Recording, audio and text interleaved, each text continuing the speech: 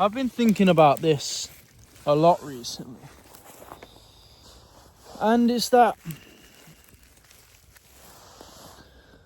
how many of our thoughts are actually our own thoughts? We constantly, we know for a fact that we're in a world full of distractions right now. We're in a world full of chaos and noise. We're constantly consuming other people's opinions. Therefore, how many of our thoughts are actually our own? I've really been trying to put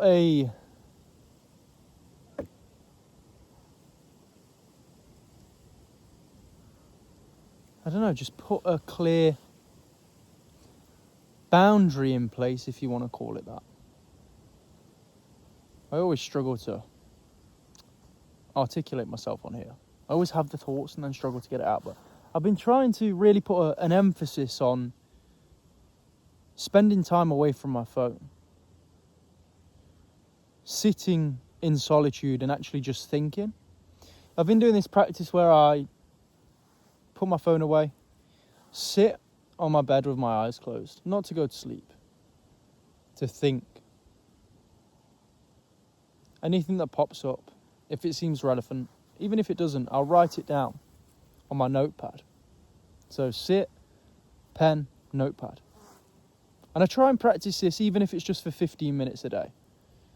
Because it helps me to get my thoughts out onto a piece of paper. I've realised how many, for me anyway, myself, how many thoughts I have that just go unnoticed. That actually have a lot of value in them, that actually have a lot of meaning. I think a lot of us fail to understand how powerful and interesting we actually are when we start to think for ourselves. Everything that we consume is forming opinions in us, whether we like it or not. And if we don't analyse these things, then we're taking on opinions which probably don't actually resonate with us truly. It's just a lazy way of having a say, or not sitting on the fence. Oh, if I think this, and this is subconsciously, I believe, as well. If I think this, then I have an opinion on this matter. But is that opinion truly your opinion? Because I've had it in life before where I'll agree with someone. Maybe he puts out YouTube content, or I watch a short form piece of content. I rarely watch them, but when I do, I think, yeah, I agree with that. And then that becomes my opinion, that becomes my belief. But was it truly my belief to start off with? No, it wasn't. I have struggled with this thinking for myself. In school, I literally copied the whole way through school. Not because I didn't necessarily have the knowledge myself, but I had no self-belief, therefore I didn't think what I was saying was correct. And the more that I've looked into people of interest, like wasp is right in my face, like psychologists and philosophers, the more I've understood that they were just different. This is why they stood out. This is why people find them interesting, is because they were different. I always try to, again, without realising, follow the trends. And I was trying to be different, but by following them people who were different, if that makes sense. So I'd find people interesting who were different. Maybe they had different styles, indie, if you want to call it. And I'd copy them because I found them interesting. But then I never felt peace from that, because I was always just a different version of them. I was never the version of myself. And it's a really interesting point. Like, how many of us just copy things because we want to be like someone else? How many of us, whether it's clothes, our styles, whether it's our music taste, whether it's our taste in females, anything, whether it's our taste in anything, how many of them are actually ourselves, our own personal opinions, or how many of us, those beliefs and those opinions are just someone we want to be like, so we kind of mirror them. And look, I don't necessarily think it's a bad thing. I've spoke about before emulating certain people that you want the same results as, which I still think is extremely relevant. I don't think what I'm saying right now is like solid. I think you can still take little bits from everyone and implement it into yourself, but only if it feels true to you. I got a tattoo on my chest saying be true to yourself, and that's in a time where I wasn't so true to myself. And the more real with myself that I've got, the more I've understood how fake I actually was to myself. How I changed my opinions based on what people say. Now I really find peace in saying exactly how I truly feel.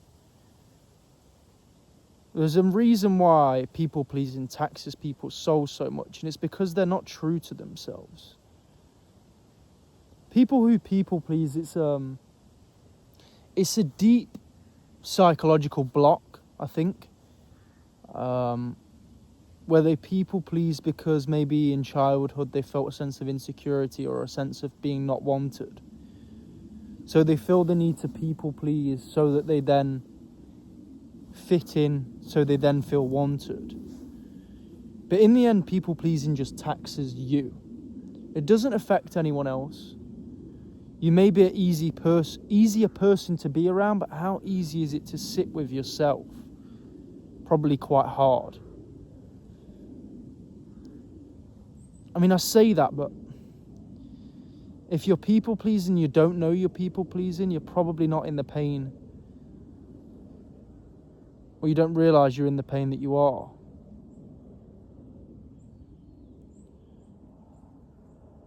I think a lot deeper than the average person. That's why I struggle to spend time around lots of people, because I feel emotions and I feel the energy in certain rooms. And I'll say to people after, I'll be like, just felt a bit off in there. Like, that energy was bad. And I'm not some woo-woo guy. Like, I'm very realistic. But I can feel when things are off. And I'll say to someone after, I'll be like, oh, she was pissed off, or he seemed a bit off. And some people will be like, oh, I think you're just being paranoid. No, I think I just think deeper than a lot of people.